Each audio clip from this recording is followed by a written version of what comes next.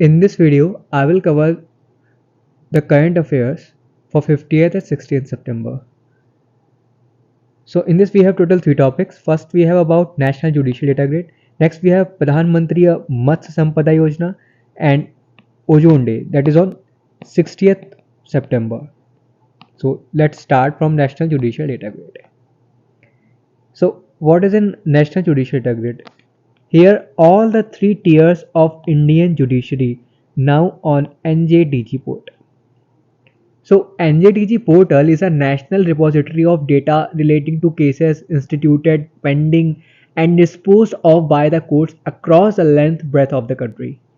Now, on a click of a button, one may access cases related information, statistics such as institution, pendency and disposal of cases, case type, year-wise breakup of the Supreme Court of India. NJDG has been developed by National Informatics Center (NIC) in close connection with in-house software development team of the computer cell. What is data grid? So the NJDG is a database of orders, judgments and cases detail of 18,735 district and subordinate courts and high courts, created as an online platform under the E-Code project. How this is going to help? NJDG works as a monitoring tool to identify, manage and reduce the pendency of cases. So why there is such pendency? So pendency in Supreme Court is largely due to legacy cases.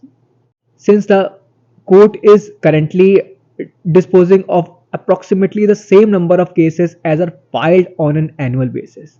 So this data is definitely going to help and identify specific bottlenecks in judicial processes.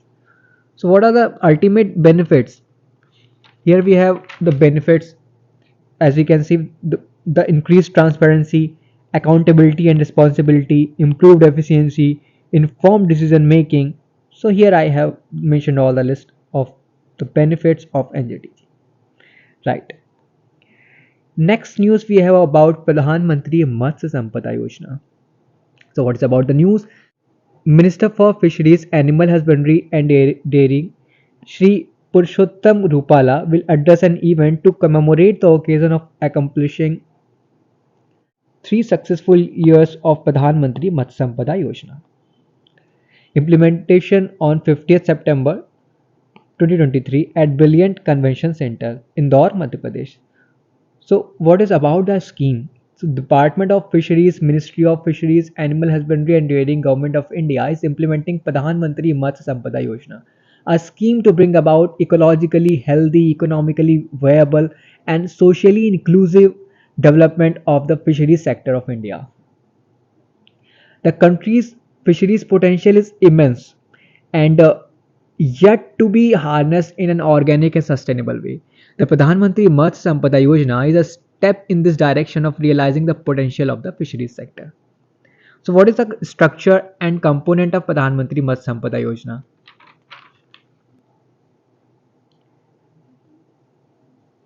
Pradhan Mantri Matsya Sampada Yojana, we have 2 components. First we have centrally sponsored component and next we have central sector scheme component.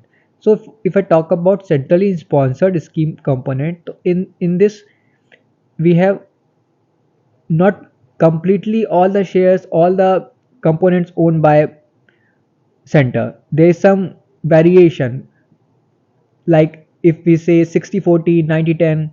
And if I talk about central sector scheme components, so all the components are completely driven by government.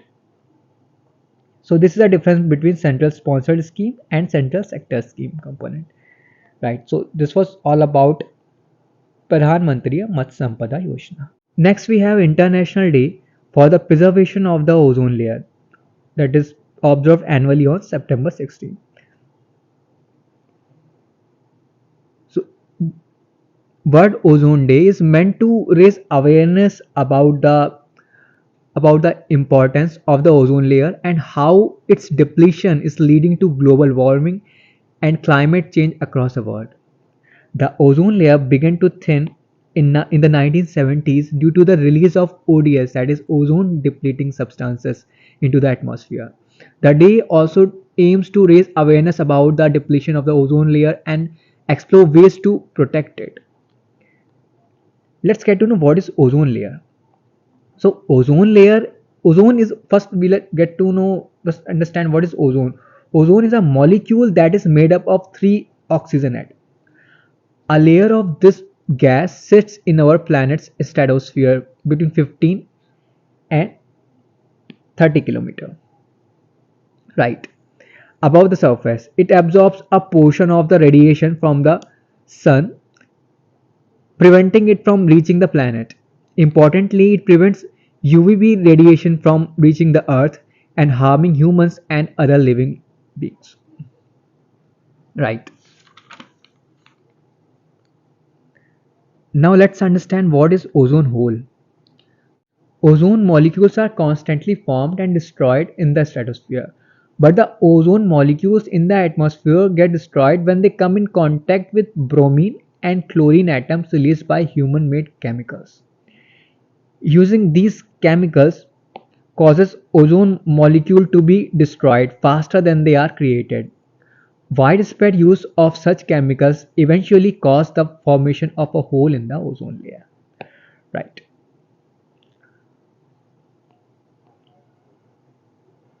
Let's get to know about the Montreal Protocol.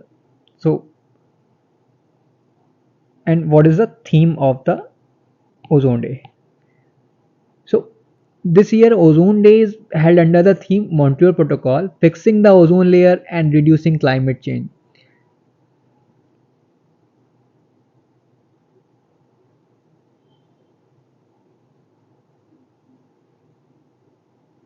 And this year's theme highlight the positive impact of the Montreal Protocol on ozone layer recovery and reducing climate change.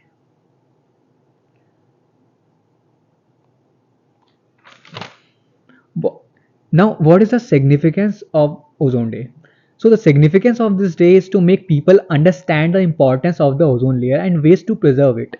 The thinning of the ozone layer, if left unchecked, will eventually expose human to UV radiation from the sun. Right. And what we can conclude here, so in order to prevent ozone layer depletion, it's important to avoid uses of products with chlorofluorocarbons such as hairsprays, cosmetics, and aerosols in plastic containers. So, and plant more trees, use environment friendly fertilizer, eco friendly mode of communication, avoid the use of plastic and rubber tire. So this is how we can prevent to so this is how we can prevent the ozone layer.